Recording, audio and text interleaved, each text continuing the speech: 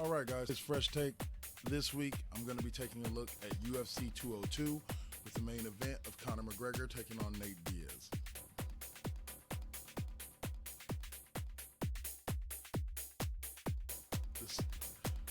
We're going to kind of start at the top of the card before I start getting into my feelings about the main event. Top of the card was Tim Means.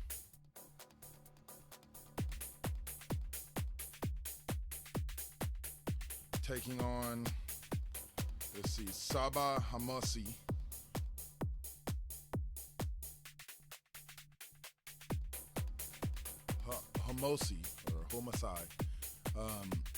Knocked him out in the second round, 2 minutes, 56 minutes in, or 56 seconds in with punches.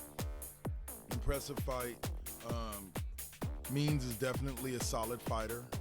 Should continue to climb his way up the welterweight division if he continues to win fights, especially finishing fights like that. The next fight was Mike Perry taking on Hyun Gyu Lim. Once again, Lim knocked out quickly. Round 1, 3 minutes, 28 seconds in, punches to the dome.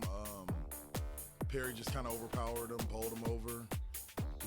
Maybe Perry and Means should be on the collision course to see who can continue to climb up the welterweight division and face the champ. The next fight was Donald Cerrone, the Cowboy, taking on Rick Story. Story was really no match for Cerrone, who wins by TKO.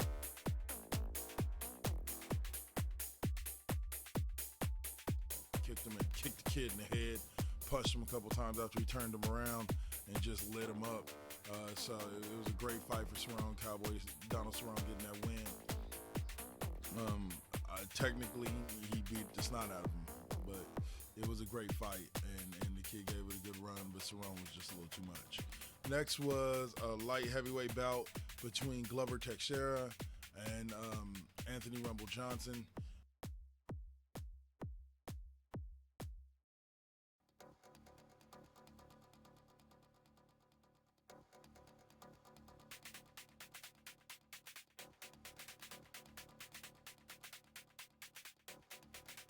And it really wasn't much of a match. It took all of 13 seconds for Johnson to knock out Glover.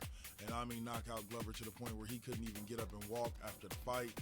Had to be helped up. Got so confused, he tried to tackle his trainer midway through. Them trying to wake him up from him getting knocked out by what looked like an uppercut where he stepped into it and Johnson just hit him with just enough power to drop him, and it ended up ending the fight. So Anthony Rumble Johnson gets the win on that one. Lastly, you had Conor McGregor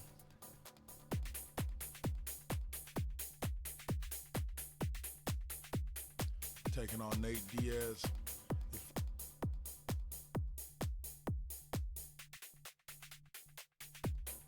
Fought at 170. McGregor came out swinging and really dominated the first couple of rounds. I kind of felt like in round 3, Diaz took control. In round 3, 4, and 5, Diaz really dominated Conor, including Conor moving away or running away, depending on how you want to look at it, from Diaz at one point in the fight. Ultimately, McGregor ended up winning by majority decision. I don't feel he deserved the victory, but I believe the UFC wanted to see a Conor McGregor Diaz 3, so the scorekeepers kind of helped that happen, considering the guys left it up to them. Diaz, if he developed some more punching power, probably could have knocked McGregor out in the 3rd and 4th round when he hit him with a flurry of punches at one point.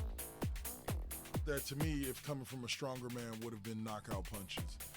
But that was it for UFC 202. It was a great card all the way through. I think it was about 11 to 13 matches, including the prelims. But the main card really lived up to the hype, with KOs in every fight except for the main event that went a full 5 rounds between Conor McGregor and Nate Diaz. So can't wait for UFC 203.